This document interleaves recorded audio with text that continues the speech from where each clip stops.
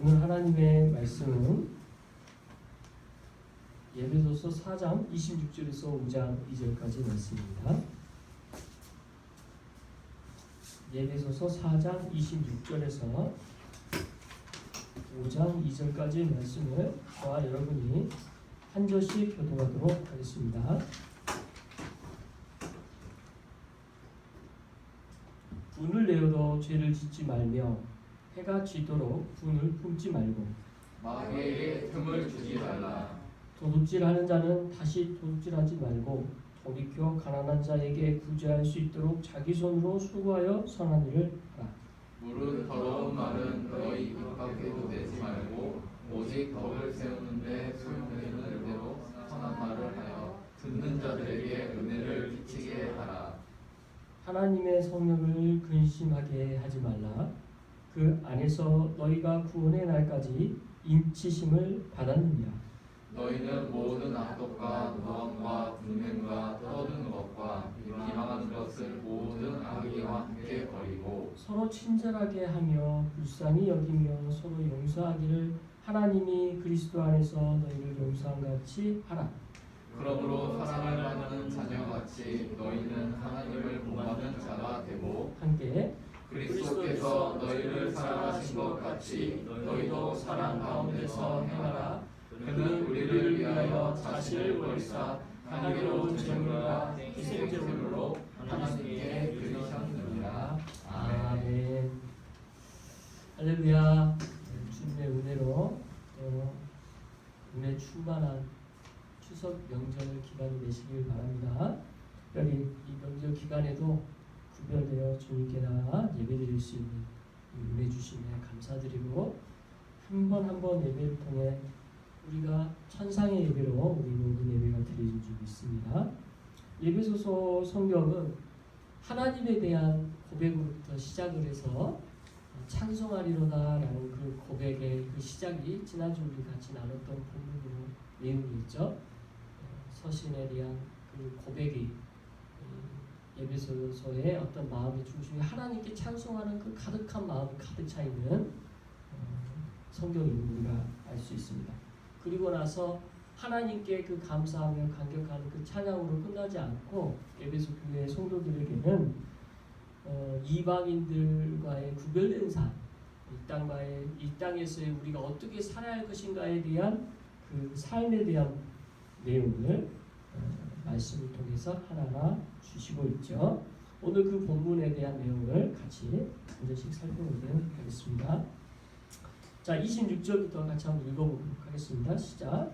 분을 내어도 죄를 짓지 말며 해가 지도록 분을 품지 말고.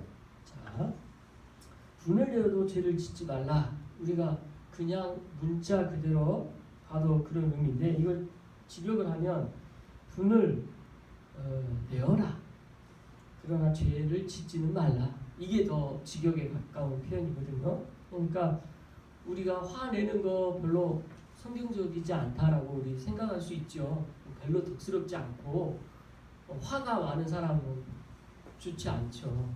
그의 인격에 우리가 기본적으로 성령의 9가지 열매 중에 인내가 있기 때문에 기본적으로 분내는 것을 하라는 말은 아니에요.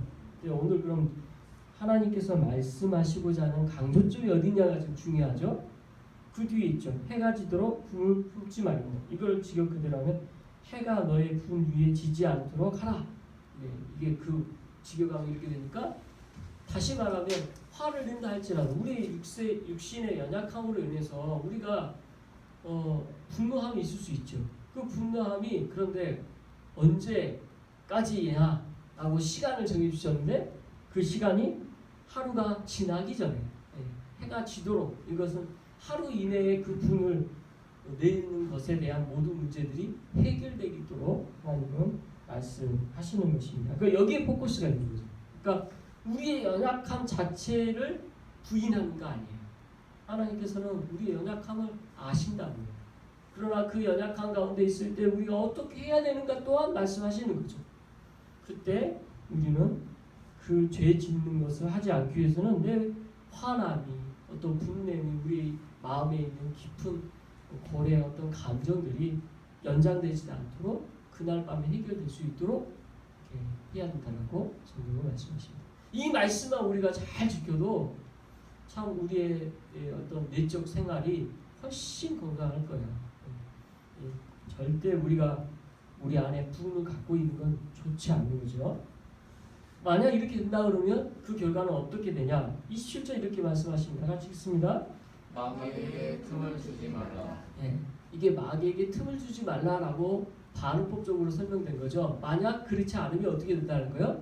마귀에게 틈을 주는 것과 같다라고 성경은 말씀하고 있습니다. 그래서 우리가 이렇게 우리의 연약함 때문에 화를 낼 수 있지만 그것을 오래 갖게 되면 결국은 마귀에게 틈을 주는 일이니 우리가 인격적으로 성숙함을 가져주면 이제 이런 면들이 훨씬 성화되겠죠. 오늘 말씀은 이 말씀으로 시작되어집니다. 그래서 우리의 연약함도 돌아보고 우리의 내적인 마음의 상태도 돌아보는데 세상에 우리가 화가 나는 일이 한두 가지겠습니까? 얼마나 많아요. 그걸 다 참으면서 우리가 살 수 없는 게 우리가 정상이죠. 또 꼭 그걸 화를 내서만이 그거 풀 수 있는 것도 아니에요. 그래서 참 우리가 정답을 주시려고 하시는 게 아니고 원리를 주시려고 하는데 그 원리를 주시는 것의 기준은 우리의 연약한 가운데 넘어졌다 하더라도 그때 우리는 해결 방안이 주님 앞에 돌아올 수 있는 방법이 주님 이 약속의 말씀을 붙잡고 해가 지도록 품을 붙지 않도록 몸부림치는 거 이게 그리스도인인 거예요. 그리고 마귀 틈을 주지 않으려고 하는 것이 그리스도인인 거예요. 내가 막 정말 화가 나고 났어요. 이게 그 다음날까지 넘어갈 것 같아요. 그 다음날 넘어갈 수도 있죠. 그랬을 때 이 사람 마음 어떨까요? 그리스도인은 너무 힘든 거예요. 주님 약속대로 제가 하지 못했어요. 그렇게 되겠죠. 그리고 주님 앞에 그 문제를 놓고 기도하겠죠. 그렇게 되는 것이 우리가 성숙해져가는 과정 가운데 주님이 원하시는 뜻인 줄 압니다. 그래서 화와 같은 이런 분노와 같은 이 문제들은 참 우리의 인격과 관련되고 우리의 성숙과 관련되는 부분이기 때문에 성숙하면 성숙할수록 이러한 부분들을 더 잘 주님의 말씀에 이끌려 행하겠죠. 그래서 나의 지금 현재의 모습은 어떤가 돌아보면서 오늘 말씀을 묵상하시기 바랍니다. 이어서 28절 같이 한번 읽어보겠습니다. 시작. 도둑질하는 자는 다시 도둑질하지 말고 돌이켜 가난한 자에게 구제할 수 있도록 자기 손으로 수고하여 선한 일을 하라. 도둑질하는 자는 다시 도둑질하지 말라. 이제 이게 십계명에 대한 내용으로 일부죠. 도둑질하지 말라. 이게 십계명의 계명이었어요. 근데 오늘 우리에게 주어지는 이 약속의 말씀의 내용의 핵심은 도둑질에 있지 않아요. 본래 그 의미의 궁극적인 목적이 어디 있는지를 보여줘요. 그 다음 뭐라고 나옵니까? 돌이켜 가난한 자에게 구제할 수 있도록 자기 손으로 수고하여 선한 일을 하라. 이게 결국 도둑질하지 말라라는 그 명령의 근본적인 하나님께서 주신 이유는 그 도둑질하지 않으면 죄를 짓지 않은 것으로 우리에게 자유함을 주기 위한 게 아니에요. 나 도둑질 절대 안 했어. 왜냐면 나는 이걸로 자유로워. 여기에 포커스가 있다면 이걸로 끝나겠죠. 그러나 오늘 주님은 단순히 그 명령이 그런 뜻이 아님을 보여줘요. 도둑질하지 말라는 것으로 끝나는 것이 아니라 여기서는 오히려 가난한 사람들에게 구제할 수 있도록 내가 수고하여 선한 일을 하도록 유도합니다. 그러니까 이것은 뭘로 연결돼요? 실은 내 이웃을 내 몸과 같이 사랑하라는 말씀의 적용점으로 이미 말씀하고 계시는 거죠. 그러니까 내 이웃을 내 몸과 같이 사랑하라는 말씀이 이 말씀 안에 어떻게 적용하는지가 설명되어져 있다는 거예요. 그래서 내 자신을 위해서 그동안은 도둑질을 한 걸 거 아니에요. 내 유익을 위하여 뭔가 목표를 이루기 위해서 뭔가를 했다면 이제는 다른 사람들을 돌아볼 수 있도록 하는 것에 초점을 맞춰서 하나님의 선한 일이라고 말씀하십니다. 그래서 원리를 하나 딱 깨닫는 거죠.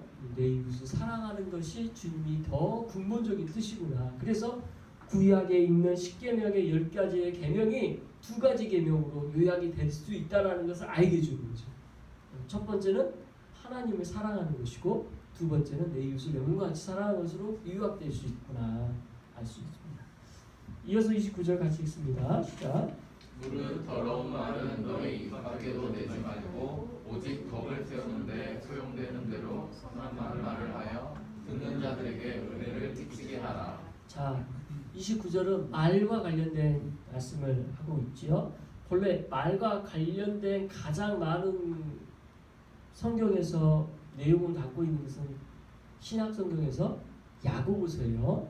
야고보서를 보면 말의 덕에 대해서 많이 말씀하시는데 혀, 이 우리의 혀의 이 짧은 새치 혀로 우리가 얼마나 큰 죄를 지었는지 질 수 있는지 이 말의 무게가 얼마나 큰지를 보여주는 게 이제 야고보서는 더 많이 다루고 있지만 영어로 본문에서도 더러운 말에 대해서 말씀하고 있습니다. 더러운 말은 입 밖으로 내지 말라. 그러니까 참 우리의 인격과 관련돼서 우리가 가장 주의해야 될 가장 잘 우리가 해야 될 것 중에 하나가 말인 거죠. 말은 참 내 영혼을 죽일 수 있는 또 상대방을 죽이는 그런 표현으로 내어지는 것이 말이라는 것을. 그래서 더러운 말은 입 밖으로 내지도 말라고 말씀하십니다. 그리고 오직 덕을 세우는데 여기서 덕을 세우는 데라는 이 단어가 몸을 세우는 거예요. 어떤 몸일까요? 교회. 그러니까 몸이라고 하면 머리는 그리스도고 몸은 교회이기 때문에 교회의 몸을 세우는데 가장 중요한 것이 말인데 서로 세우는데 이 말로 상당히 상처를 준다는 거죠. 그걸 하지 않도록 서로 세우는데 선한 말을 하도록 말씀하십니다. 그래서 옆에 있는 우리 서로 가족과 우리 지체들에게 덕스러운 말을 해야 되고 더더군다나 가족들을 만날 때 명절 때 특히 선한 말을 우리는 해야 돼요. 서로에게 덕이 되고 조심해야 되고 말의 주의를 가지고 더 우리의 성숙함이 말로써 나타나게 바랍니다. 그래서 듣는 자에게 뭘 끼치게 하라? 은혜를 끼치게 하라. 이렇게까지. 이거 우리 새깁시다. 듣는 자들에게 은혜를 끼치게 하라. 말을 참 잘하기가 쉽지 않아요. 그래서 평생에 우리가 이 땅 가운데 성숙해야 될 것이 뭐예요? 말에 대한 것이 우리의 평생 성숙의 것임을 오늘 말씀 보여주고 있습니다. 이어서 30절 같이 읽습니다. 시작. 하나님의 성령을 근심하게 하지 말라. 그 안에서 너희가 구원의 날까지 이기심을 받았느니라. 자, 성령을 근심하게 하지 말라. 근심하게 한다. 슬프게 하지 말라 이런 뜻이죠. 아프게 하지 말라. 하나님을 근심하게 하지 말라. 이게 뭘로 인해서 근심하게 하는 거야? 아픈 말로 성령님을 근심시키는 거고 앞에 있는 이 내용 도둑질하는 거, 자기의 이기적으로 자기 뜻대로 사는 거 이제 이런 게 함축적으로 다 포함돼서 이제 30절에 성령 근심케 하는 것으로 오늘 본문 문맥상으로는 그렇게 나타나죠. 가장 우리가 성령을 근심하게 하는 것은 뭘까요? 실은 그 다음에 뭐라고 나옵니까? 그 안에서 너희가 구원의 날까지 인치심을 받았다라고 설명하죠. 우리의 정체성을 보여주는 단어인데 구원의 날까지 인치심을 받았다. 우리는 하나님의 기뻐하신 자녀로 택함 받았잖아요. 우리가 구원받았잖아요. 그 구원받은 자녀로서 우리가 자녀답게 살아야 되는데 자녀답게 살지 못하는 우리의 연약함이 성령님을 아프게 하고 근심하게 하는 것으로 연결되어지죠. 특히 구약의 이스라엘 백성들이 하나님의 뜻대로 살지 않았을 때 하나님께서 그 슬퍼하심이 성경에 표현되어 있잖아요. 마찬가지로 오늘날 저와 여러분도 주님 기뻐하시는 뜻 가운데 살다가 때로는 잘 살다가도 한번 내가 정말 분노해서 폭발해가지고 내 마음대로 할 수도 있죠. 어쩌면 그게 용서가 안 되는 어떤 일 때문에 내가 분노할 수도 있어요. 근데 그것이 오늘 말씀처럼 해가 지기 전에 그 분노함을 서로 풀고 용서하고 하나님께 회개하고 이렇게 해결됐다면 감사한데 만약 그렇지 못한 것이 있다면 성령의 근심하심이 될 수 있다라는 말씀으로도 연결이 되는 것 같습니다. 꼭 이렇게 딱 잘라서 말하기는 어렵지만 오늘 중요한 건 핵심은 여기 있어요. 성령의 인치심과 성령의 근신케 하시는 것. 이것을 연관해서 우리의 심령과 마음의 중심을 아시는 주님이라는 거예요. 여기에 핵심이 있으니까 하나님께서는 우리랑 멀리 떨어져서 계신 분이 아니라 우리의 삶 가운데 함께 하시면서 우리를 아파하셔요. 우리랑 함께 같이 슬퍼하셔요. 그 하나님을 믿으시기 바라고 그 하나님께 기도하시기 바라고 그 하나님께 의지하시기 바라고 그 하나님의 인치심을 받은 것에 확신하시기 바랍니다. 이게 이제 오늘 말씀에 말씀하고자 하는 문맥상의 핵심이죠. 이어서 31절 32절 같이 읽겠습니다. 시작. 너희는 모든 악독과 노함과 분냄과 떠드는 것과 비방한 것을 모든 악의와 함께 버리고 서로 친절하게 하며 불쌍히 여기며 서로 용서하기를 하나님이 그리스도 안에서 너희를 용서하신 것 같이 하라. 자, 31절은 악에 대해서 나오죠. 악에 대해서. 먼저 악독, 피크리아, 항상 분노를 가지고 있으면 분개하는 행위로 악독한 말이 더 정확한데 말이 악독해. 아까 앞에서도 말에 대해서 여러분 말에 상처 받아보셨어요? 와 이거는요 독한 말이 아니어도 어쩔 때는 빗을 꽂는 말들이 있어요. 지나고 나서 더 아픈 말도 있지 않아요? 참 말은 너무 고통스럽게 하는 게 있어요. 네, 악독한 말 절대 제가 그런 악독한 말을 하지 않도록 참 기도해야 됩니다. 그렇게 주의를 해도 어떤 누군가에게는 악독한 말이 될 수 있거든요. 그래서 성경은 참 먼저 이 독한 말에 대해서 언급하고 있고 두 번째 뭐가 나와요?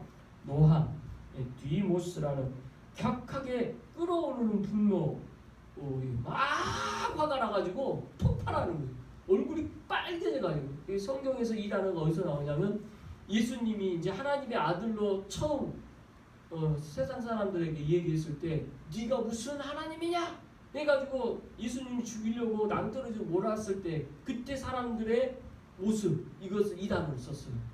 그러니까 분노함, 그 분노함을 자제할 수 없을 정도의 분노를 노함이라고 말합니다. 그 다음에 분냄이라는 표현 있죠.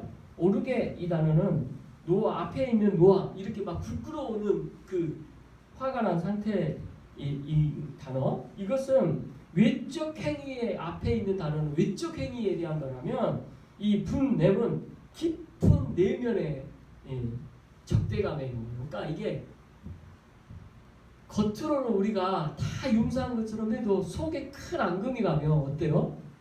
난 절대 이건 용서할 수가 없어. 막 마음으로 여러분 이가 가는 거 있을 수 있어요. 그죠? 여러분 그런 거 없습니까? 저도 있더라고요. 저도 내 내적으로 용서할 수 없는 어떤 그 문제 딱 그 사건이 생각나면 나 이거 절대 그냥 못 넘겨. 평생 나 이거 마음에 담아둬. 이런 게 나도 모르게 있는 게 있어요.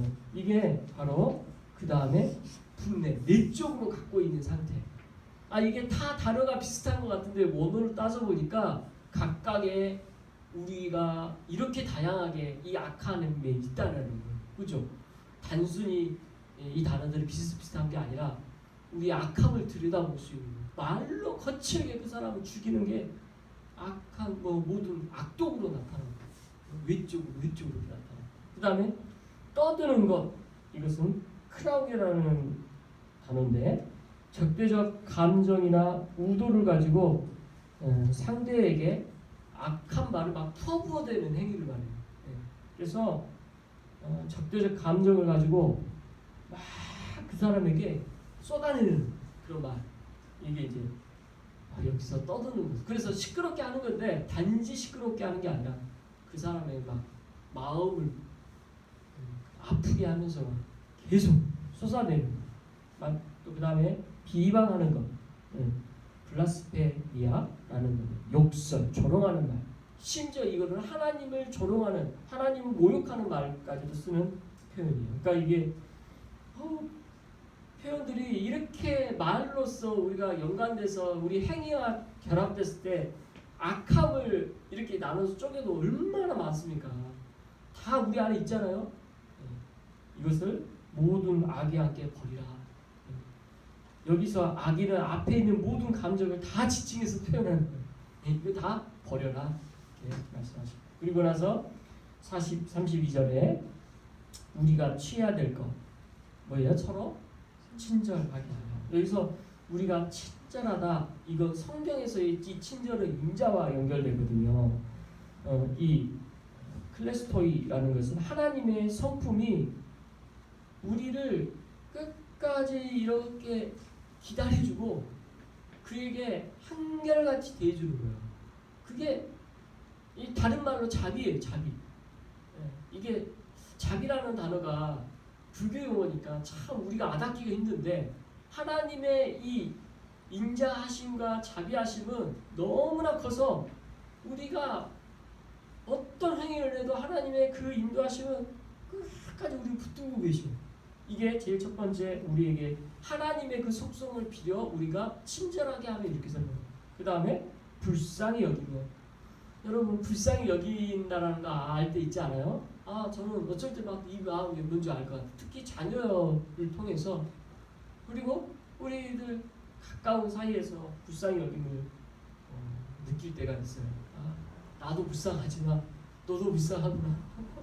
참 국민이 여기는 마음, 우리 주님께서는 우리를 이렇게 늘 바라보시고 또 우리에게 서로 이런 마음 갖기를 원하십니다. 그리고 서로 용서. 우리가 죄된 것들이 서로에게 있으니까 용서하고, 하나님 그리스도 안에서 서로 용서하신 같이 우리를 용서하신 그거 생각하면 용서 못할 게 있어요? 없어요? 없어요. 다 용서할 수 있다. 실은 이런 우리 안에 성숙함이 요구하시는 성숙하심이십니다. 이어서 5장 1절 읽겠습니다. 시작. 그러므로 사랑을 받는 자녀같이 너희는 하나님을 본받는 자가 되고, 2절도 그리스도께서 너희를 사랑하신 것 같이 너희도 사랑 가운데서 행하라. 그는 우리를 위하여 자신을 버리사 향기로운 제물과 희생제물로 하나님께 드리셨느니라. 자, 이렇게 이제 결론이 되는 거예요. 그러니까 이게 5장 1, 2절을 읽길래 여기서 끊었지만 실은 앞에 있는 이 내용이 결론 내리죠. 우리의 연약함과 우리의 악독함과 이걸 다 나열하고 우리의 모습을 먼저 보게 하시잖아요. 그죠? 우리가 어때요? 이런 모습이 있어요. 그러나 주님이 우리에게 원하시는 건 뭐예요? 친절과 불쌍히 여기고 용서하는 것. 그래서 우리는 하나님의 사랑받는 자녀예요. 사랑받는 자녀의 그 클라이막스가 어디에 있어요? 5장 2절, 그리스도가 우리를 사랑하신 거예요. 그 사랑하심의 클라이막스가 뭐예요? 나를 위해서 죽으신 게 클라이막스죠. 어떻게 나 같은 존재를 위해서 죽으실 수까지 있어요. 그 죽으실 수까지 있다라는 것을 보여주시면서 내가 너희를 그렇게 사랑하지 않냐, 그리고 너희도 그렇게 사랑하라. 그런 사랑을, 하나님의 사랑을 본받는 자가 되라 하시면서 그 자신을 버리사 향기로운 제물과 희생제물로 하나님께 드려질 것에 대해서 오늘 이렇게 말씀이 딱 마무리가 됩니다. 그래서 교훈 또 우리에게 적용되는 거 더 말씀드리지 않아도 자연스럽게 내가 하지 말아야 될 것과 해야 될 것이 무엇인지, 하나님을 본받는 자가 무엇인지를 예배소서는 말씀하고, 이제 예배소서 전체 이제 말씀의 분위기가 이제 후반부로 들어가고 있는 거죠. 오늘 말씀 이제 마무리합니다. 참 이 땅 가운데 살면서 우리 적용들 해야 될 것들이 참 성경에 여러 가지가 있지만 핵심은 두 가지로 요약돼요. 하나님을 사랑하고 내 이웃을 내 몸과 같이 사랑하라. 근데 이 말씀을 좀 더 오늘 예배소서 말씀은 어떻게 살아야 되는지, 해야 되지 해서 안 되는 것이 무엇인지, 해야만 되는 것이 무엇인지를 보여주고, 우리가 하나님의 자녀다움이 무엇이고 하나님을 본받는다는 것이 무엇인지를 말씀하고 계십니다. 그렇게 이 땅 가운데 주신 말씀대로 살아가는 저희 여러분 되시길, 또 이 명절을 이렇게 은혜 가운데 보내시길 그리스도 이름으로 축원합니다.